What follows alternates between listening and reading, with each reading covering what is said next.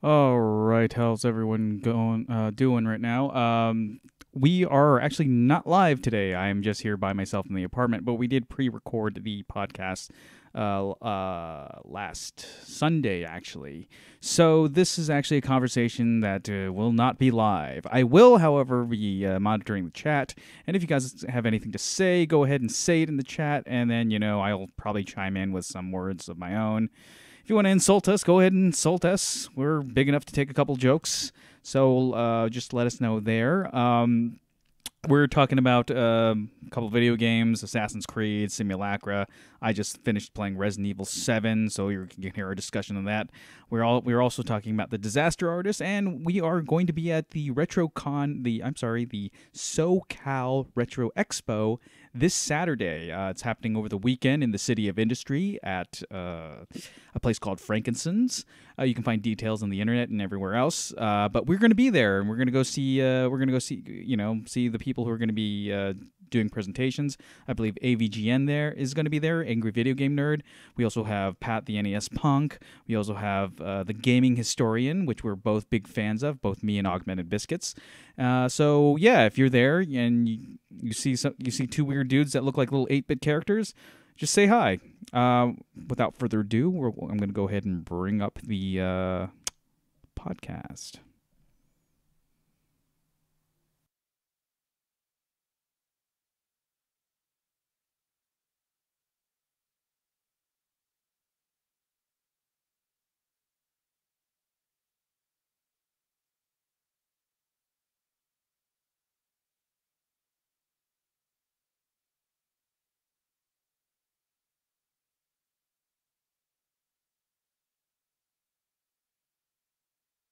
All right, welcome to episode 28. 28, yeah. 28. Wow, 28. Of Cooperators. Yep. I'm here, as always, with my co-host, Chucking Dice. Hi. I'm Augmented Biscuits, and today we have a few things to talk about. We actually have a movie review from Chucking Dice. Yeah. And we got couple games reviews. We actually got a game review from Chucking Dice as well, Simulacra, a mobile game. Yeah. And I'm actually pretty interested in this because I just played it a little bit before we started recording, and it's actually the type of mobile game I would actually probably built for mobile gaming. Built for mobile gaming, yeah. Which I shy away from mobile gaming because I'm not very fond of it. I think it's garbage. Most of it is, yeah. It's fucking horrible. It's pay to win, but this is not pay to win. Yeah. This is pay once and then you play it. I think the only mobile game I actually really, really got into was the Evil Dead tower defense game. I didn't like that one. It just went on forever and ever and ever. It did go on forever. Yeah. But that was like when I first got my iPhone and I played it and it was great. I don't think I've ever played a good Evil Dead licensed video game ever. I've been always disappointed with them.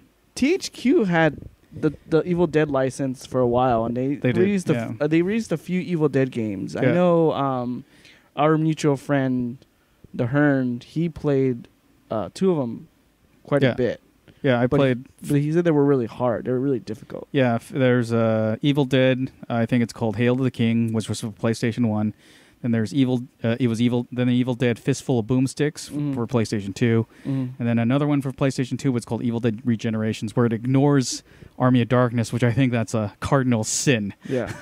Sorry, the second one was what? Fistful of Boomsticks. I think that's the one me and Hearn played. Yeah. We thought it was actually really fun, but it was also really difficult. It's difficult. It uses that what's it called, State of Emergency engine, where it's about like I think the original game is about a like looters and stuff, and you have to loot the city and fight off gangs. Whereas Fistful of Boomsticks, obviously you fight deadites, but they're like kind of like regenerating army swarms. So every 2 seconds, if you're standing still and not advancing, enemies will just come right after you. Yeah, that sounds horrible. Yeah, it wasn't a very fun game for me. So what do you want to start off with? You said you wanted to talk about the new Assassin's Creed Origins. Yes, I did. This is like the 23rd game. And, now they're talking about their origin? No, seriously, I've looked at the Wikipedia entry for all the games, and this is probably like the 20th game in the series. It's insane. Like, this is like... It is insane. Yeah, it's almost as many games as like Super Mario Brothers, and they've been around for like 30 years. They actually stopped numbering them after the third one because really? every after the third one... Actually, after the fourth one, right? People kind of got a bad taste in their mouth with these games, so they stopped numbering them. Was like a number just like a reminder of how bad the game is, or yeah? And I think also, I think the last one, was it Assassin's Creed 3? Assassin's Creed 3 was the last one that kind of tied up the Desmond Miles story, right? So I think that's why they stopped numbering. Now they're just called like Assassin's Creed Black Flag. This one's called Assassin's Creed Origins. The one that was panned because it was such a broken game, which was set in the French Revolution, Assassin's Creed Unity. Unity, yeah. The last one before Origins was Syndicate, and then before Syndicate was... I think actually before Syndicate was Unity. So they stopped numbering them because I guess they just finished with the feature story that they started with part 1. So from what I hear from this last one, this is only because I have friends in social media and I know a guy who plays it at work. This is an actual enjoyable game. It is. This game is actually really enjoyable. So Assassin's Creed Origins is, as you can tell by the title, the origins. They tell the origins of the Assassin Order, how it got started, why it got started. This is how Apollo Creed joined this guild of assassins. Exactly, Apollo Creed. This is how Apollo Creed works out to fight Drago and then gets killed. Spoiler spoiler alert for like a 30-year-old movie. 30? 30? Fuck. No, I think that's way older. 40s? Dude. Yeah, 1985 or 86. I think that's. So that's 40 years. Jesus, has it been that long? I think so. No, it can't be, because I wasn't. It wasn't 80s. It's got to have been like 89 or 88. I think maybe 88, maybe. Okay. Yeah, because I think 1990, 91 was Rocky 5, Rocky V, Adrian's Revenge. Shit show. I love that one. Not because it's good, but because it has a lot of like memorable quotes. That is true. Yeah. So Assassin's Creed Touch Origins. Me, I'll sue. Assassin's Creed Origins is set in Egypt. Right. Like I said, it starts with the origins of the Brotherhood. What about this game is they actually built a very really really well put together world. Right. The world of Egypt is really nice. It looks beautiful. There's a lot of places to go. It's a huge map. There's a lot of different segments of the map. One thing, and like I said, one interesting thing they did is they actually made it actually similar to like an RPG where you level up. And so you gain experience doing quests and stuff and you level up. But they also kind of gated off a lot of areas to certain levels. Right. So you can walk into these levels and run around, but they have enemies that are at a certain level. So if you're under, let's say you go into an area that's supposed to be level 25, but you're really like 22, you get your ass kicked. Right. You can do it, but you really have to be quick on dodging and like trying not to get hit. My cat is currently trying to attack chucking dice. Like, what the heck? So they built it similar to like an RPG, like an open world RPG. Another thing they did is they did away with the and actually they did away with this I think before, but it's a lot more prominent and it gives you a lot more freedom. They did away with the perfect sync. In order to finish a level, you have to perfectly sync together, which is you have to follow these parameters in a mission. Right. They did away with that. Okay. They also added a crouch button, which is great because Assassin's Creed always needed a goddamn crouch button, which it never had. Really? They call it a stealth button, but it's essentially you crouching. Was there a reason why they decided? I don't know. The Assassin's Creed Stealth, when it first came out, was really, really kind of a little wonky. Yeah. It was really just blending. Well, their stealth was based on blending into like crowds and backgrounds and stuff. I only know the Assassin's Creeds from the Mega 64 videos, and he seems to just like follow people, I guess. Yeah, you just follow people, and the whole point of the Assassin's Creed is you're kind of supposed to blend into these these crowds of people and kind of blend in. But it's like when your character's wearing a hood over his head and he's got a knife on his wrist. I mean, it's kind of hard to blend in. Right. This one, they actually have a crouch button. They have like shrubbery and bushes and things you can actually hide in. Shrubberies. But having a crouch button, which is the stealth button, is actually really, really helpful. It really makes stealth less pain of the ass. Right. This game also doesn't punish you for not doing stealth. There are missions where you have to tailgate people, but they don't punish you like for have it. A barbecue in front of a sports stadium? You have to tail somebody. Yeah. Well, it's also tailgate. There is a barbecue. Yeah. And then the best thing about this game is you can pet the cats in Egypt, because you know how Egypt was all about cats. They were. There's there's like cats roaming around the world, and if you crouch, you like automatically pet them. Which is even funnier when you do like a cutscene and that like happens in real time. You'll see like cats walking around. Like there's actually the end, one of the final missions. Like you take revenge on like a certain character in the game, and it's supposed to be this kind of intense cutscene where you finally got your revenge, but you're still kind of angry at the entire world. And then because the cutscene happens out in the world, there's like these cats roaming around, like rubbing up against you, trying to get them to pet them, which is really funny. So the crouch button is a big thing. The other thing that's nice is you now have an eagle that essentially acts kind of like a scout. All right. I don't know if you ever played any of like Far Cry games or any game where you would use binoculars and you can like mark targets. So you can kind of mark a target and you can watch where they walk around. I just do that in real life. Yeah. Yeah. With my, I'm a falconer. Okay. Yeah. I want a falcon now. Yeah. But you get an eagle in this, and the eagle's used to like scout around areas. You can mark targets. You can mark, things of interest. So a lot of this, I feel like this is kind of moving a little bit more towards other Ubisoft games like Far Cry and Ghost Recon, where you essentially scout around, mark targets. You plan what you're going to do, and you kind of recon an area before you act. So there's a lot that they changed with this. The movement is still a little wonky. I still think your character doesn't run as fast as he should. You have mounts now. You have different kinds of weapons, which are great. The gameplay seems a lot more fun. The combat's a little bit more... The combat is now no longer just countering everything and killing everything one shot. You actually have to... You have to kind of... Like in Rocky. Perfect Rocky now, you got to stick and move. So, like, you have to really... take your shots and then kind of anticipate when they're going to attack and then move out of the way. You have shields. The different weapon types are actually feel different. You know how whenever you play a game, they're like, oh, here's the different weapon types, but they all kind of feel the same. Yeah. This actually feels a lot. All the weapons feel different. So like a sword, and a sword would be really fast. It's kind of an all-around general, kind of like a all-around weapon where it's fast. It does decent damage. And then if you have like dual blades where you're dueling like swords, you're a lot faster, but you don't do as much damage. You have things like spear, which have like a longer reach and a little more powerful. But compared to like a giant, like let's say like you have a giant halberd axe, that is just like an army of darkness. Yeah, it's like slow and it's not as it's really really powerful, but it's really slow to kind of wind up. So it's actually really fun. I think they did quite a bit to kind of tie in the gameplay.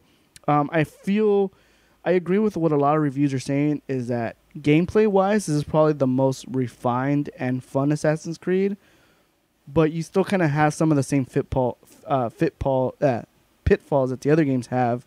Movement's a little weird, movement's a little sluggish. The story is kind of like, really, it's just kind of... it's kind of okay. It's okay. Waffles, get down. He just wants your attention. Get down, Waffles. But for the most part, it's fine. I think the biggest plus of this game, though, is that the world that they have is interesting to walk around in and explore. I mean, you can go into tombs. You basically like a Tomb Raider. You can go into like the pyramids. You can climb the pyramids. You can see different locales. Like, even though you're in the middle of the fucking desert, you see all these kind of oases around rivers and stuff. You run into the Romans a lot because it's around the time of Cleopatra and Caesar. Yeah. You do get to you don't assassinate Caesar, but you do get to participate in it. Actually, you do get assassinated. Oh, are you one of the guys who? Spoiler alert. Spoiler alert! Who hasn't? Yeah, you actually stab. You actually are one of the person who the initial stab E. Yeah. And then everybody else stabs them around it. But at 2 Brute. They do also have some naval battles, which isn't very prominent, but I actually had a lot of fun with this game. I know we were talking about this, and it's been a while since I've enjoyed these games, so it was really, really enjoyable. I will say this: the game is really, really long, though. Like like 20 hours, 20 plus? Yeah, I would say actually more like 30 Jeez. plus. There's a lot of side missions. There's a lot of side quests. There's a lot of things to do in the world. But again, it doesn't. When you have so much fun running around this world and stabbing dudes, but even just like using a boat and like flowing down the Nile River and just like navigating, you kind of forget that you can spend so much time in this world. But there's a lot of quests. There's a lot to do. So I actually really highly recommend this for anyone who enjoys these games, who wants to like walk around in Egypt. They even have, they also let you set difficulty now, so you can do on easy mode if you're not that great at the gameplay. So a schlub like me can play it then. Yeah, schlub like you can play. It's really fun. Especially if you like ancient Egyptian, like if you just like ancient Egypt, like the pyramids and the pharaohs and stuff like that. That setting right there. Yeah, you would really like it. Even the Roman stuff is actually pretty cool. I mean, I would recommend this game. So is it like is Assassin's Creed supposed to be like a simulation of that? Yeah. So the story is you are an employee of Abstergo, which is kind of like the evil corporation's world, and they have this this machine called the Animus, which lets you relive. The whole story is that people's memories are stored in their DNA. Right. So in this world, Abstergo creates a machine that lets you relive people's memories through their DNA. In past games, you can only relive memories of your own ancestors, but in this game, they introduced a new concept, which is this kind of like outside the box thinking person. She devises a way to relive other people's memories, like not just your ancestors, but other like. Essentially, she can take anyone's DNA and relive their memories, like of their ancestors.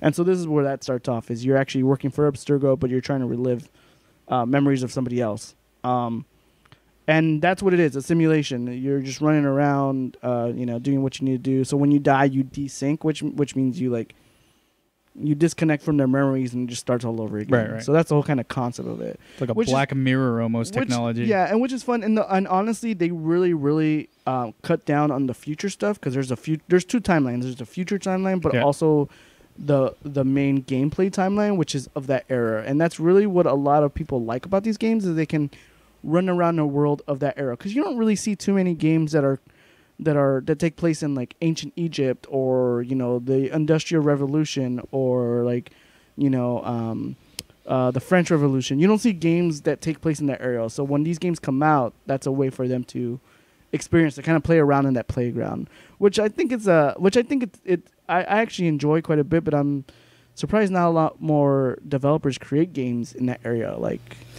Which is, I can see why it'd probably be difficult. It'd probably be difficult after the success of Assassin's Creed. Yeah. And then, then you're going to be the runner-up to Assassin's Creed. Yeah. I mean, I'd imagine, like, back in the day when Super Mario came out, that was the fun game that took place in the Mushroom Kingdom, and then Sonic the Hedgehog came out, and that became the sort of runner-up to kind of like Sonic's lame. The thing with Sonic though is Sonic it runs fast. Sonic stopped being a good game when you had a platform. Yeah, Sonic the Hedgehog was not a good platformer. No, I don't think it was. I thought it was a very flashy game and had really good music, but after a while, I just didn't really gravitate it towards that much. Yeah, I didn't have a Genesis, but my friend did. But yeah, I didn't have. We both kind of felt the same. I mean, it's an okay game. It's not that great. Yeah.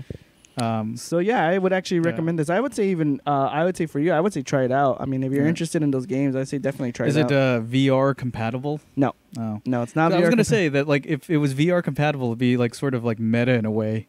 because you're experiencing the world. It would probably be difficult to do that VR because there's so much that you can do in that game. Yeah. And movement wise, it would just be really difficult. Also, it's not first person. I see. It's third person, so it'd be it's be weird. Really hard. Like you're over his shoulder. Yeah, it would be really. It would be really. I think it would be really, really difficult. I think that's the problem with VR games is they all have to be a first person. They have to be a first person view. So you can probably do it, but I mean, I'm surprised. I'd be surprised if they ever do like a parkour type first person. Like if they do Mirror's Edge in VR, that would probably get people really sick. Yeah, give people motion sickness. Plus, it'd be hard to replicate that whole parkouring in VR. Yeah, I guess you have to be careful with that kind of thing because how long is too long for a VR game? Yeah, like what do you do with it? I mean, even when I was trying Skyrim out in VR, it was like I was playing for like maybe like a good hour and a half, and then after like an hour and a half, I took a break, and it's a little straining on your eye, not just your eyes, but kind of your sense of perception and your mind. It can be a little straining, so you kind of really have to sit down and take a break. I haven't done it myself yet, so. Yeah. But speaking of VR compatible games, I did finish. You finished it? Yeah, I finished Resident Evil 7. I'm actually playing the DLC. I got the gold version. Which actually has all the DLC included, and now I'm playing Not a Hero that actually stars Chris Redfield from the Resident Evil series. I thought this was a complete remake, but I guess it's just part of the series. Yeah, and it looks like Chris Redfield lost a lot of muscle weight. Wait, so did you buy the original game and then you purchased the DLC, or did you buy the gold edition? I did actually purchase the regular game, but then I got the gold edition as a Christmas present. Oh, okay. So you have two copies. Yeah, I have two copies. Actually, I might ask you if I can borrow your. Yeah, sure. I think Cotter wants to borrow it as well. But let him borrow it. I was kind of curious to see play again. Yeah. Yeah. But I have the gold edition now, so now I have all the DLC. So I'm gonna play. Like during my playthrough of the game, I actually streamed the first hour of it. Mm-hmm. I had a little trouble with it. I got up to a point where I guess the guy punches you out, like the dad, I guess, his name Jack. He just punches you out and says, "Welcome to the family." And it said something about that I didn't have the entire game installed when I clearly did. So I had to uninstall it and then reinstall it again. And I really hate this entire...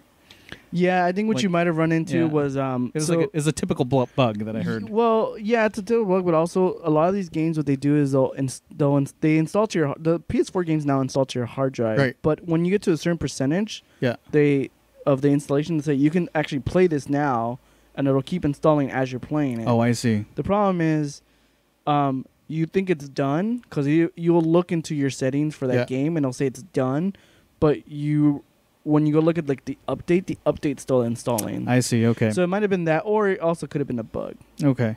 So yeah, I did like kind of like look around, and did you get freaked out in the beginning? Because I saw you playing. I saw your stream. I was watching your stream. Yeah. Did you get freaked out when the guy just kind of like in the beginning when you're walking towards the house and you just see the guy in the back just walk by? Yeah, he just kind of. Yeah, and you're just like, what the hell is that? Yeah. Because I didn't actually... I think when I first started playing, I figured that I couldn't go through the gate anyways. I think eventually I just went back and checked it. But like I figured, okay, well, I probably can't open this gate, and I probably have to go through... Because there's like a side path that you can walk down. And I was like really enjoying the detail of the game. I mean, you see the van that... if you play the what's it called? The demo. You see the van that the reporters involved in. The demo is about these like reporters like trying to find out... trying to do like a news story or whatever. And I thought that was pretty cool. And then you go into the house, and the house was the same as the demo. Not everything was exactly the same. You couldn't find like the finger or whatever and stuff like that. You could go upstairs if you wanted to. But I got like really enthralled in the game, and I'm not very good at first-person shooters. And this is like Resident Evil's own engine. It's called the RE engine. But this one kind of felt a little bit more natural to me. I don't know if it was because it's not built for high action, but I felt like I had a lot easier time playing this game than a lot of first-person shooters that I try to play. Yeah, this game is very forgiving. Yeah, I feel like the aiming and honestly in general just the combat in it's very forgiving. I did hear a lot of that too. A lot of people who didn't like the past Resident Evils or were turned off by like the tank controls. Yeah. They enjoyed this one immensely for some reason, mainly because it seemed a little more forgiving. I think it's built for people who panic in horror situations. Yeah, and I think a lot of what the developers were trying to do is they were trying to get more people interested in the horror genre, especially Resident Evil. What I loved about it too is that there's going to be spoilers, guys. So if you haven't played the game's been out for like a year now. So you end up getting your hand cut off in the beginning of the game, which I thought was insane because I was just like, what the heck did I do wrong? Turns out that just kind of happens. Yeah. So I'm like walking around determined that the rest of this game I'm just going to have no hand. And like I'm trying to hold, you end up finding a gun. I'm trying to hold this gun and I can't hold it straight because I have one hand. And like I played on easy just because like I wanted to kind of get through it, but I actually died a good amount of times in this game. Yeah. Mostly because you kind of panic. Like one of the freaky things is like when your girlfriend turns into like the ring girl, basically, and like launches you across the room because she's got like super strength, and she ended up like stabbing me with a chainsaw and then like cutting upwards, and I died right there. I forgot about the hand thing. What does that happen? I don't even remember the hand.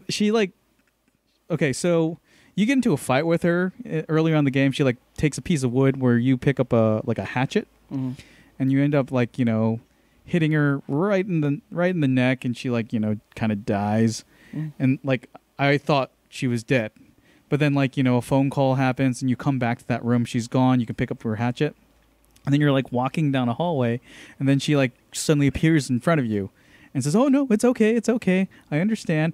And then she just mutates into her like Hyde persona and just like, "That freaking hurt." And then that's when she goes around the corner.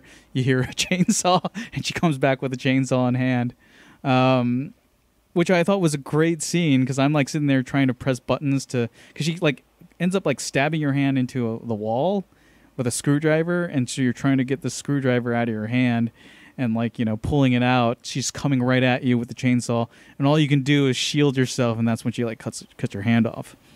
But then like after you fight her a second time and I think beat her, at that point you have a gun. That's when the welcome to the family happens, and then that's when I had the trouble with the bug, and then but when after I did a reinstall, it continued on from there, and I was like in a chair strapped down, much like at the end of Texas Chainsaw Massacre, where the girl was like kind of like bound to a chair. There's this family in front of you. There's a mom, there's a dad, and there's a son, and they're all like looking at you and laughing and like screaming at you, and it's cool because like I've seen that movie so many times. Now this is an opportunity to live that sort of same terror, and they're eating like entrails. I don't know if they're animal entrails or human entrails, but they're just eating these entrails, and like one of them tries to put one in your in your mouth, and you just spit it out, and they freak out. Are you done with the DLC, or are you still playing? I'm still playing it. Like I'm a big fan of as much as like sometimes like will criticize some of the earlier games, because in terms of plot, those earlier games, like they have terrible like convoluted plots. Like one of my favorites was Resident Evil 4, but the plot of it makes no sense whatsoever. Yeah, the game is built well, but it doesn't make any sense. Like, why would they kidnap the president's daughter only to give her back for a ransom? Like, what's the point of that if they're going to infect her anyways, and the entire idea is to give them back? They're just going to earn a little bit of cash, I guess, on the way. But like this one, like Resident Evil 7, like actually has a really good plot, and it's very simple. You're just looking for your girlfriend who sent you a message, who like sent you an email, and you're just trying to find her, and then stuff starts to happen. And like as you learn more and more, weirder and weirder things start to develop. You almost have a sense that more supernatural things are happening. But like I don't know, it reminded me of like all the good episodes of X-Files, or a really good horror film that I like aspects of The Shining, aspects of like Saw, Texas Chainsaw Massacre, aspects of The Ring, or Ringu for the people who are purist. And then just aspects of Evil Dead, one of my favorite horror series. It was just a fun game, and like I know people like say, "Oh, it's short." Like I kind of like the fact that it's short because they spent so much time on detail. Like one of my favorite things is that if you like kind of lollygag too much, the family will start appearing. You don't like fight zombies. It's not all about zombies anymore, or what do they call them in Resident Evil? Los Conadas. Yeah. You're fighting these like fungal type creatures, but those things are kind of few and far between. Mostly, it's just that family just wandering the hallways, and if you're at a place too long, they will find you, and like you can't kill them. You can like delay them a little bit. You can knock them out, and then like that kind of battle doesn't. It's kind of like Nemesis. Yeah, it is actually very like Nemesis, or it kind of also Resident Evil 2 when. Mr. X. Yeah, Mr. X shows up, those are my two favorite parts of those games. They kind of incorporated in this version, and I love the detail. Like, there's I was watching a video and they just kind of pointed this out, is that there's like a piece of toast on the table and it's like moldy, and like I guess throughout the game, if you notice, I kind of like half noticed, but. The house gets moldier and moldier as you go along and go farther and farther to kind of represent the infection level of the house and how everything's getting more and more dangerous. Then you see these like weird fungus creatures like suddenly appear and hunt you down. I had a lot of fun playing the game. I mean, the game's scary. Had to take a couple breaks here and there, but like I love the game. It's my favorite Resident Evil now. I think Vic actually played it as well, and he said that it was stupendous. Yeah. I think I don't remember Vic. Did Vic play it recently? I don't remember. Yeah, he mentioned on one of my streams that like he just got it and finished it, and he said it was awesome. And I gotta agree with him. This is probably one of my favorite horror games since Silent Hill 1 and 2. A lot of detail, a lot of story, and a lot of just. Yeah, just the amount of work that went into the game to make it like this pleasant horror experience. Now, how's the DLC with Redfield? I heard that one is a more like 2 DLCs with Chris and there's one with Zoe, I think it's called. Yeah, it's like Zoe's End or something like that. Yeah, Zoe's End. I heard that the DLC with those two DLCs are a lot more action oriented. Yeah. Chris Redfield, like, okay, so in the game you're playing Ethan, or you're playing either Zoe or what's the other girl's name? The one that you're trying to save. Martha. Huh? Martha. Martha. Yeah. Martha. Ah, God, why can't I think of it? who did you pick? Did you pick Zoe or no? I picked my girlfriend. That's the reason why. Like, who'd you pick? I picked my girlfriend too. Yeah, I picked Ethan's girlfriend. Well, to me, it's weird that why would you want to save Zoe? Because thus far she had kind of put you in danger a lot. Yeah. Not only that, the whole point of you being there was because of your girlfriend. I'm here for my girlfriend, not this weird chick. Yeah, I think that's the official canon is you pick her, not Zoe, and then the DLC and Zoe's End. I think is supposed to explain what happens. What happens to Zoe? Okay. Yeah. So I picked her. When you're saying with the DLC, it's a little more actiony. Yeah, it's a little bit more actiony.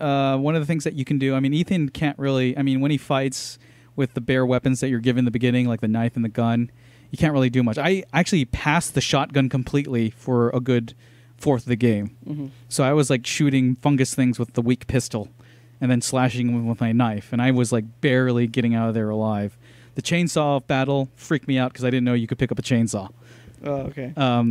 But with Chris Redfield, if you stagger an opponent, you can run up to him and punch them. And I think what it does is that it gives you kind of I guess a sort of an empowering level of finally I can actually kick these monsters' ass that have been kind of kicking my ass throughout the entire game. Mm-hmm. When I was playing as Ethan. With Christopher Redfield, if you stun them, you can run up to him and just give him a huge punch in the face. And obviously Chris Redfield, I mean, although he looks way smaller than he did in Resident Evil 5 and 6, mm-hmm. where he's eating a steak in 6, I think. Yeah. Steak using a steak like Tommy Lee Jones in Captain America. I love that scene. Tommy Lee Jones smacking his lips eating a steak. Chris Redfield, when he punches one of the I guess the bio weapon creatures, the fungus creatures, he just like splatters them across the room. I love the physics too, that if you punch one and if there's one behind him, it kind of knocks that other one behind him, you know, a little ajar. I'm enjoying the DLC too. I get that it's a little actiony because it's Chris Redfield, and I think maybe this is how they should go with these games. They should create a situation where you're not a Chris Redfield or a STARS agent or a Jill Valentine or a Leon S. Kennedy, but definitely maybe create that as a DLC so that like you have a more action-packed game. I'm curious to see where they're going to go with the rest of the series. Me too. I was afraid that they were losing a little steam. Like 6 was horrible. Yeah, very critically panned. But this last one, they like said, okay, let's go back to what made Resident Evil a fun game back in the day, and I think they did it. Like even they created a better version of the mansion from the first game. Because like one of the things I hated, and I think I told you this, I played the remake of Resident Evil, the one that came out on GameCube. I hated it because I was like, I'm running back and forth and doing the mansion thing, and I hate this mansion. Yeah. But with Biohazard, it's a little bit more fun because it's not as huge of a mansion, but the environment and the atmosphere is great. This dilapidated house. I thought it was cool that they finally connected the two Japanese and American titles. Yeah, Resident Evil Biohazard. Yeah, so it's like Resident Evil 7 Biohazard, but then in Japan it's Biohazard 7 Resident Evil. Really? Yeah. So like the Japanese like, what the hell's a Resident Evil? And I was like, oh, that's what we called it in the U.S. So yeah, no, that's cool. That's cool. Right. I'm glad you enjoyed it. I figured you would. I mean, hopefully they take their time. I feel like a lot nowadays. I think a lot of the game developers, unless you're working for like EA, unless you're under the EA umbrella, I think a lot of developers, I think a lot of developers are taking their time with these games. I think even bigger publishers are noticing too that they can't really rush these games anymore because they're so expensive to make. They're so expensive. They're prone to bugs. But and that's what it is like because they're investing so much money because game development is really really expensive now. Like very very expensive. So they really can't try to rush something out and then nobody buys it. Right.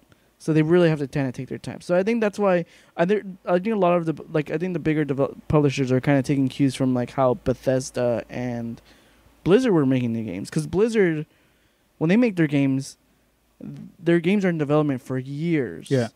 And then finally when they come out, it's like they're polished as all hell because they've been in development for years. Right. Same thing with like Bethesda. They don't make. That's why everyone goes crazy when they announce a new Fallout Elder Scrolls game because they take years to release those games. Well, I just hope that like maybe other game developers like I guess the people who make Call of Duty because apparently Call of Duty comes out almost every year. Right? Yeah. So do obviously Madden. And I'm a fan of this, but the WWE wrestling games come out every year. Like I don't know what people fans of these franchises do, but I wait for a while until another WWE game comes out. It's like because like not every year I like the roster because wrestlers come and go, some get injured or whatever, and they're not included in the game. Yeah. Oh, I was reading an interesting article about the wrestling games, and essentially, the writer of the article, who's a huge fan of these games, said, "I feel like the makers of these wrestling games, of the WWE games, have never upgraded their gameplay engine. No, they haven't. They're like we're still playing the same gameplay from the SmackDown era, from like the PS1 SmackDown games."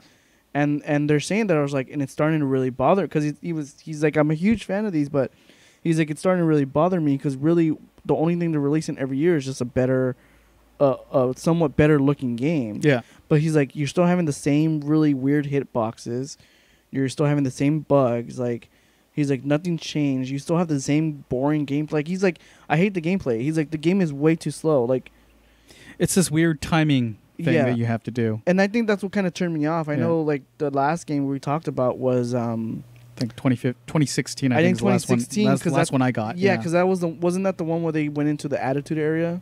They're. Oh wait, no, that was I think that's 15. That's WWE 13. 13. Because that's the one with CM Punk on it. Yeah, those one of the ones where they went into the Attitude Area. They essentially revisited the Attitude Area, but I couldn't play it because it's this weird timing thing. Like you had to have this weird. Everything was kind of like timing wise. Like if you want to do a counter, you have to hit it immediately at the right time. Yeah, and I could never get the timing right because they have horrible tutorials and the gameplay is just horrible. Yeah, but yeah, I don't know. I hopefully they take their time for the next Resident Evil. I mean, I don't know.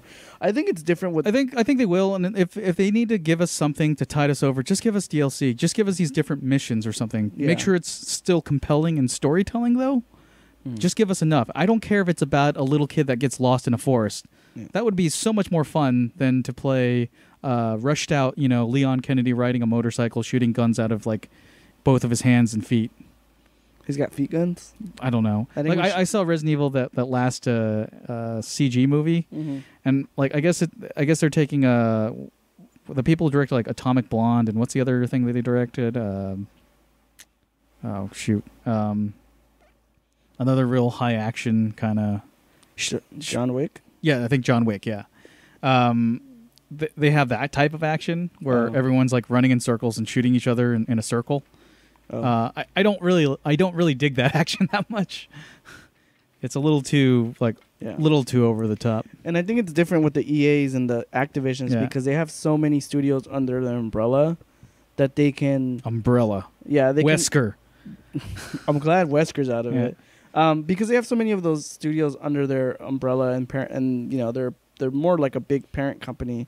I think they're able to pump these out every year. Whereas like Call of Duty, like that's how they get one out every year. Is they have a set of developers that work on one installment, and then when that installment's done, it's a completely new developer. It's another developer. It's a different developer. Right. So right now it's jumping back and forth between Infinity Ward and I believe Sledgehammer. And I think there's one more. There's like a third one. But essentially they keep kind of jumping around. But well, that's cool. And then you have another game you want to talk about, right? So and this is a mobile game. This is a mobile game. This is actually is actually available in Steam, so you can actually play it on your PC. But I would actually highly recommend you play this on your phone. This is probably one of the few times that I'll recommend anyone to buy an actual mobile phone game that you have to pay for. It's called Simulacra. I think it's made by Kagan Games. And I found out about this game through a YouTube channel called Nightmind.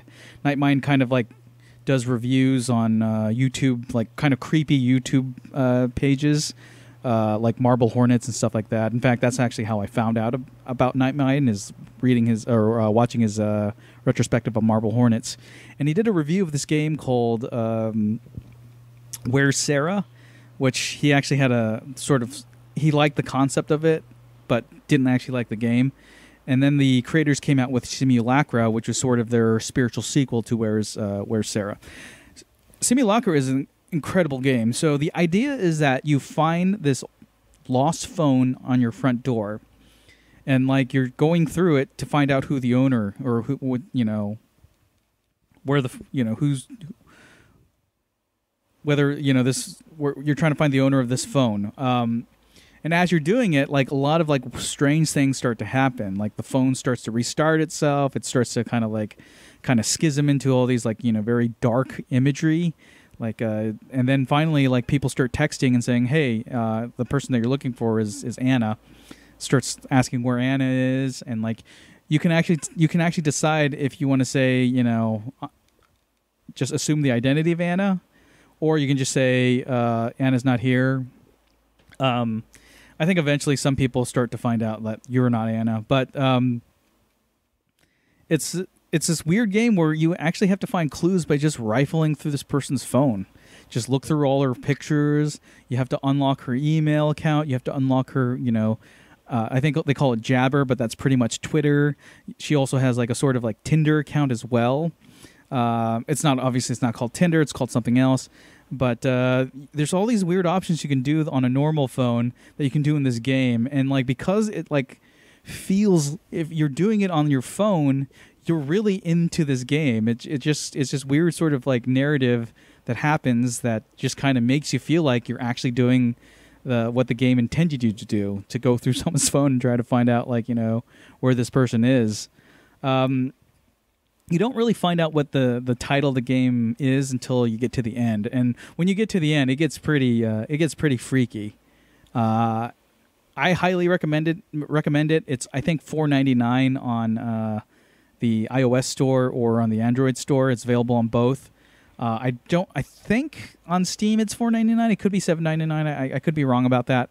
But if you do get it on Steam or, like, for your PC, you do have this added thing where the phone is in front of you, but there's like a room behind it to kind of like represent that that's your apartment or house or whatever. Mm-hmm. And like different things happen. So when you do play this game, I'd recommend you use headphones, whether, just plugged into your phone or Bluetooth.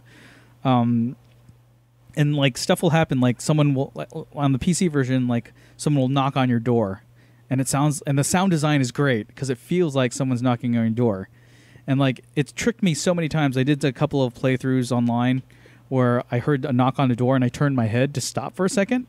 And I was about to get up to answer it, not realizing, wait, I have headphones on. That's not how the door knock should sound. Like, very clear. It should be muffled a little bit. And I was like, oh, okay, that's the sound design. And then you'll hear like voices. You'll hear all these other things. So if you're prone to like easy scares, maybe, not so much. But if you love being scared, I would really recommend this game. It's just a fun game. You played a little bit of it, right? Yeah. Before we started. It can be a little intense, but it was actually pretty interesting. Yeah. You do feel kind of creepy doing the stuff you're doing, though. Yeah. Like just reading her messages. It also doesn't help that you were telling me outright, like, hey, why are you digging through somebody's phone? Yeah, digging through someone's phone, trying to, but you're doing it. It's like you're trying to, ends justify the means kind of thing. Yeah. Like, well, I don't know. I didn't finish it, so yeah. Maybe at the end of it, you just realize that you just took her phone. Yeah, maybe. Maybe you're the murderer. Maybe I am. Maybe you're the demon. I am the demon. Or was it the Doom story? The Doom. You are the demons. You are the demons. Yeah. And I know that's one thing I wanted to talk to you about was like, I've always been very against mobile games because I've always hated them. They don't play well on a touchscreen. No. They always run like shit. A lot of the mobile phone games that I actually enjoyed were just kind of like swiping, and that's it. Yeah. So this is actually This is actually great because it's, like you were saying, it's built specifically for mobile gaming, and it's not pay to win. Yeah. Like, you don't have to pay to win this game. I hate pay to win. I hate the fact that most pay to win games are free until you get to a point where you can't beat it anymore, because then that's when you have to start putting money into it. The other game I would suggest, I don't know, Stranger Things, the game I thought was pretty cool. I really wish Stranger Things, the game, was in some kind of format where I could use a controller. Because you can't connect like a Bluetooth controller to your phone. I'm sure you could, but then I would have to buy a Bluetooth controller. I wish it came out on like the DS, like the 3DS. I would have loved to play that game on the 3DS, but because you have to play it on your touch phone, which I don't like. I don't like touch controls. Unless it's like Simulacra that simulates the actual phone as you rifle through it like a creepy person. Why are you rifling through people's phones? I don't know. She's a good-looking girl with her hypnotizing eyes. I hate you so much right now. Right, she's a pretty girl. All right, what else we got? I did watch a movie over the holidays. Sorry, getting tangled up in the cords. I'm sure people have heard of this movie that's just come out, but it's based on another movie called The Room, which has been lauded as probably one of the best, worst movies of this generation. There's a lot of great bad movies out there, but this is the one that's the most recent, I would say. That a lot of people are quoting. So if you don't know the story about that, The Room was created by a very odd individual named Tommy Wiseau. He actually financed the entire movie himself. He apparently has a bottomless bank account. He's independently rich somehow. No one knows why or how. No one knows how. I shouldn't say why.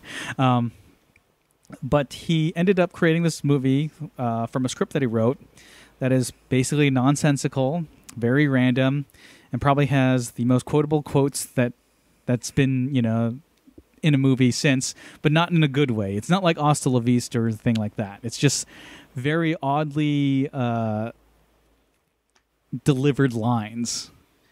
So this movie has kind of become I'd say, I don't actually like this movie, but Rocky Horror Picture Show. Like, they've been showing this movie for years at midnight. People show up, and because, like, I guess there's a lot of pictures of, like, spoons in the picture. They'll throw spoons. They'll toss a football around because there's, like, a lot of odd scenes in this movie where people are, like, sort of casually tossing a football back and forth. And, yeah, Tommy Wiseau has a very heavy European accent. He comes in and says, "Oh, hi, Mark," and delivers weird lines like, "I did not hit her. It's not true. It's impossible. I did not." Why does he talk like that? Apparently, well, his reasoning is that he's just an American citizen with an accent, which I guess technically is true. A lot of people have done research and they've theorized that he's actually Polish. And only I think in recent history he actually admitted that he's actually from Europe. Which he has not done that ever. So the other co-star of that film, Greg Sestero, wrote a book called Disaster Artist, which basically chronicles the entire making of the film, all the weird happenings, how he met Tommy. They're actually really good friends. They had a little bit of a falling out, but they worked out all their differences, and then they came out with The Room, and it's become popular. And then James Franco comes along and decides to make a film based on this book. And James Franco stars in this movie with his brother, Dave Franco. And they kind of comically recreate the story of how The Room was made and the journey that The Room went through this weird odyssey of creating a classic bad movie that's popular with a lot of people. It's really good. It has a lot of cameos in it. There's this character in the Room called Chris R. He's played by Zac Efron, which I didn't even know. Chris R is supposed to be this sort of drug dealer gang member. No one knows why his name is Chris R. In fact, that was probably the one thing I kind of noticed is why did he just call him Chris R? Is there another Chris in this film? Do we have to distinguish this Chris from? But there isn't. His name is just Chris R. And the movie, The Disaster Artist, actually acknowledges that. The actor who is portraying the guy who's being attacked by the drug dealer by Chris R. He says "Can I just call him Chris?" No, his name's Chris R. And okay. Also, how old am I? He's just act your age, 14, 15. He's I'm 25. So would you say it's better to watch the Disaster Artist movie as opposed to actually watching The Room? I enjoyed watching. Okay, so people might disagree with, but I did enjoy watching the Disaster Artist more than I watched The Room. I've seen The Room so many times now that I'm kind of sick of that film. The problem with The Room is that it's a 2-hour film, and it's really dry. It's really after you know all about the scenes and stuff like that, you kind of get tired of it. I much prefer watching Plan 9 from Outer Space just because it's got more of a silly science fiction element toward it, and it's only an hour and 15 minutes, and it's a lot faster to watch that film than The Room. Yeah, The Room is. So many people have told me. I know when it's just actually long. when we were still working together. Yeah.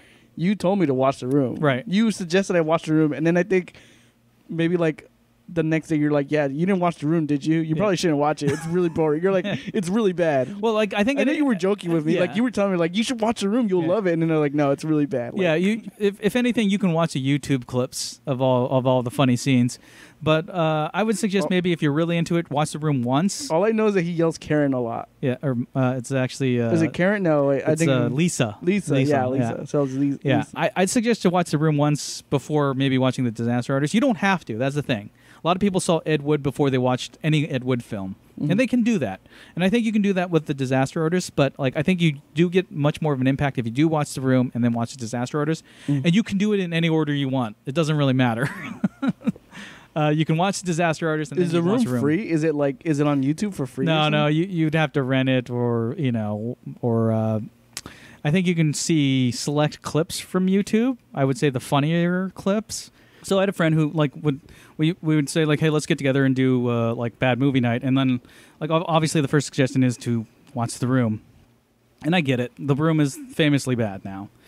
But I can't sit down and watch that film anymore just because it's so long and it's so bad. 2 hours is a long time. Yeah, especially for a bad movie. Right. Like if I wanted to watch a bad movie, I'd like it to keep it at least an hour and a half. That way, it doesn't overstay its welcome. With good movies, I like that too. It's basically watching the Justice League. Yeah. Zing. Fucking Josh. Yeah, but I'm not going to pay to watch that one. But I do recommend at least watching it maybe once. You can do it after the Disaster Artist if it piques your interest, so that you can have. Because I think the impact of the Disaster Artist and watching The Room is, how did someone make a movie like this? How is that humanly possible? Now, from a technical standpoint, again, I'm deferring to you. Is the Room a bad movie because it's horribly written, or there's a lot of technical issues, or is it just in general it's a lot of issues? In terms of I know what you're saying. In terms of how it was shot, it's not the most cinematic looking film, but it's I would say sort of competently shot. And I say sort of just because it has bad direction all around. It doesn't look like a person just shot this in their backyard, like Birdemic. Birdemic is unwatchable to me because it's so bad. You can watch maybe the first 10 or 15 minutes of Birdemic and laugh, but after that, you're just like, I don't want to watch this. This thing's too awful to watch. The Room, at least, is sort of put together in a way a film would be put together, or I would say maybe a television show is put together. But I think what it is just the dialogue and the direction and the choices. There's a line where a person says, yeah, and I knew, and it's delivered dramatically. I knew a guy and he beat up her girlfriend, almost beat her to death. And then Tommy's reaction is, haha, what a great story, Mark. That's not the correct response anyone should have. Yeah. So that's the type of movie it is. It's just why did he start laughing? Why shouldn't he be disappointed? And also, why was he delivering it like that? Now, is that direction, or is that the script? That's direction, because if you did watch the Disaster Artist, they actually bring that up, and Greg Sestro says, I thought this was a serious scene, and then Tommy is no, it's human condition. And then they were like, well, let's do it one serious, can we do one serious one? And then because we already have the other one where you laugh. And so they do it again, and he just does exactly the same thing. And that's when the crew is like, you know what, he's going to do this all the time. Let's just move on.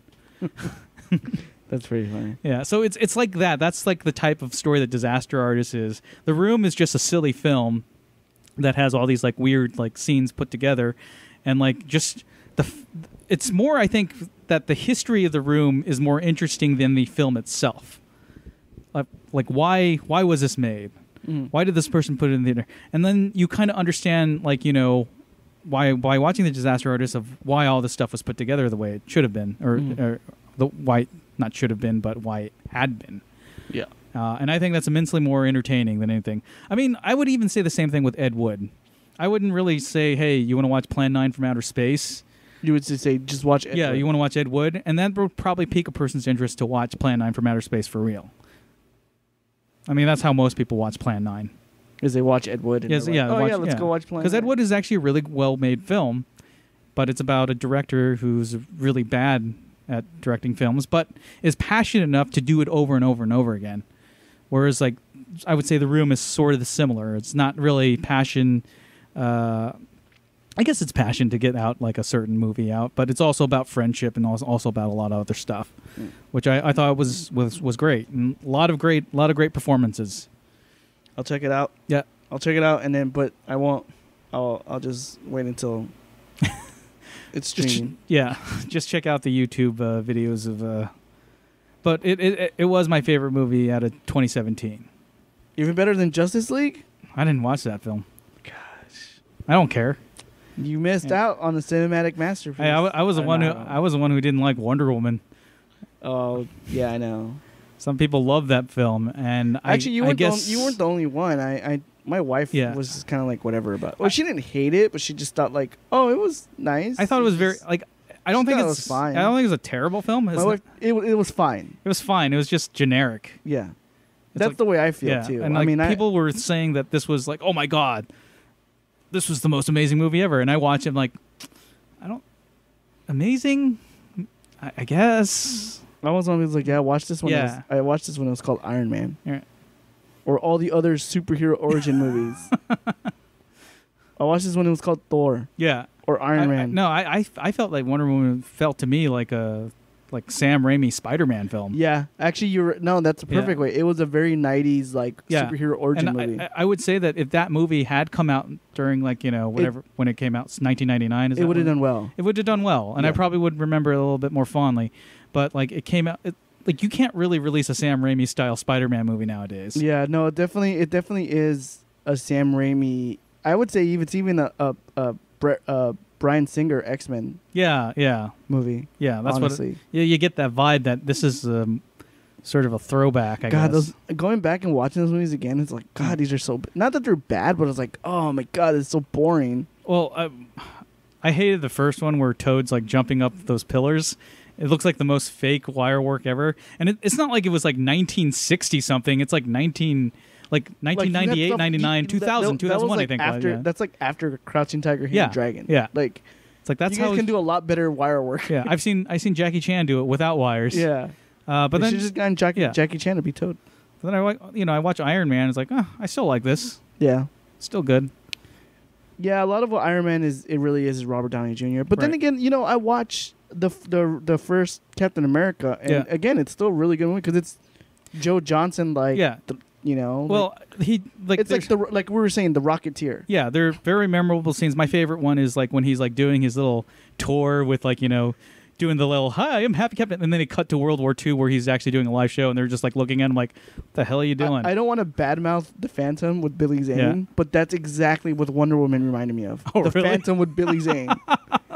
And I love the Phantom with Billy Zane. I know a lot of people hate that movie, but I love it because I love Billy Zane, but I also love the I like Demon Knight. Like those movies, like the Phantom and Rocketeer. Like even though those are 90s movies of their time, and like Waterworld too, they're still great. I love them. Right. But Wonder Woman, I think you're right. I agree with you. If Wonder Woman would have been released around like that time when the superhero origin movies were coming out, it would have fit with that theme that they're trying to do back then. Yeah. Nowadays you have to do something different because it has to be sort of serialized. When I think that's why the first Guardians made such a huge impact. It was something completely different. Right. But yeah, I mean, it didn't really resonate with me and I get why people like it because of how it was made. Mm-hmm.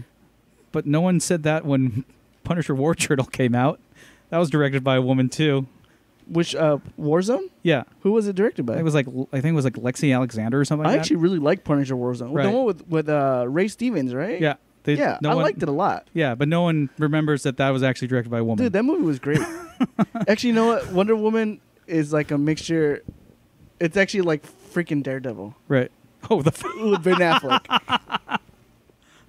Here's the thing. I actually sort of liked Daredevil back then, but I kind of watched it again, and it's like, man, this is bad. Here's the thing with Wonder Woman. I honestly think that movie takes itself sometimes way too seriously. Right.